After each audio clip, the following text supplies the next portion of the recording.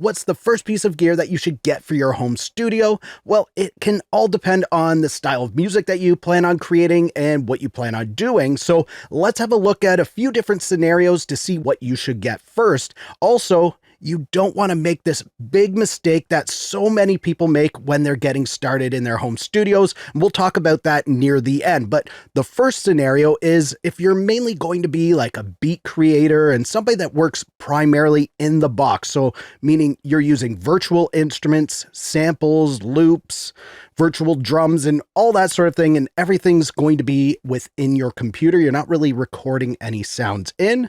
Well, for the beat creator, I really recommend getting a decent set of headphones, maybe something like these. They're the Technica ATH-M50X. They're one of the most popular entry-level studio headphones that you can get. They're nice and comfortable, they're built solid, and they sound great. Now, another headphone option would be these Beyerdynamic DT-770 Pro headphones. They are super comfortable for long sessions in the studio, and they sound great. Now, another option you might want to consider if you're a beat maker is a decent set of studio monitors. Now, you might want to get those in addition to your headphones, or maybe just those depending on where you live and how you like to work. But working with studio monitors is really great to hear all of those frequencies and how they're going to sound in the open air. Now, another scenario that you might fall into is if you mainly record guitars and maybe some vocals and other real-world instruments, you might want to get an audio interface. Now, this is the Focusrite Scarlett Solo. There's many other great entry-level audio interfaces out there. This one has one mic input, a line input that can also be an instrument input, so you can record your guitar and your vocals at the same time if you want to.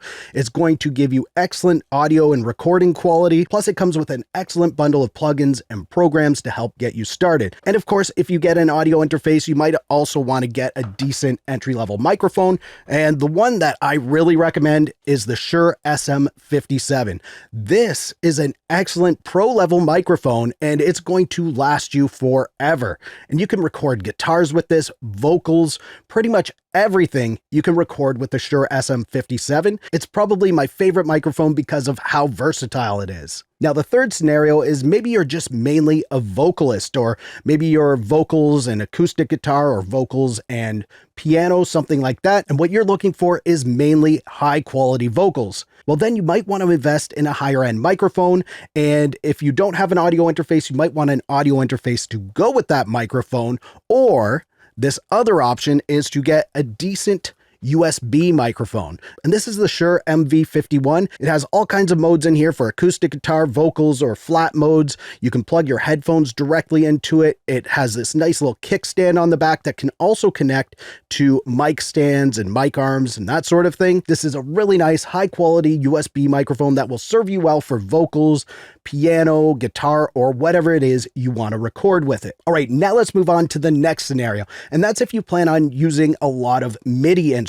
So you want to play with piano plugins, synth plugins, and that sort of thing. You're going to want a decent MIDI controller, and this is a small size one. They come in all different sizes, but this one is excellent for on the go or small desktop spaces.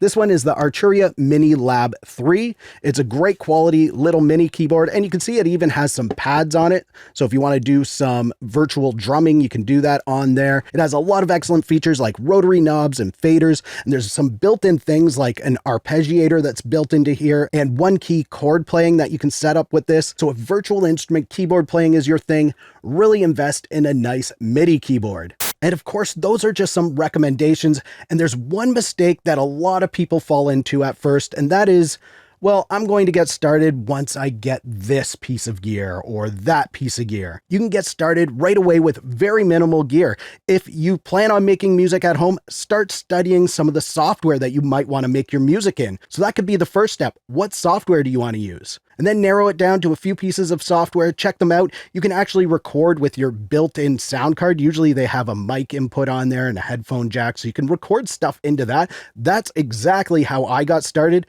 I connected my guitar pedal into the mic input on my computer. It definitely sounded horrible, but it was a way for me to get started, and I could get into working with these programs and figure out how they all work. And then that way, when I got the gear that I thought I wanted and needed, I was already ahead with the software, so I could just connect my gear and start working right away. Now, what I recommend if you are looking for an entry-level audio interface is click the video on the screen where I go through some of the best entry-level audio interfaces available. And if you liked this video, please give it a thumbs up. Also, subscribe to the channel for more videos like this. Thank you so much for watching. For Audio Tech TV, I'm Zane. Keep creating. Fist bump. Thumbs up.